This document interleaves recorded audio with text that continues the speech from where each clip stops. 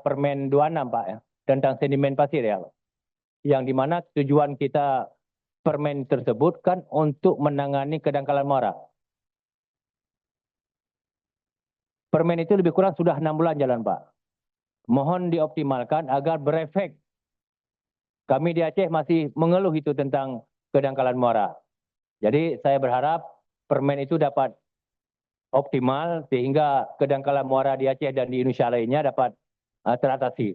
Saya pikir itu yang dapat kami sampaikan.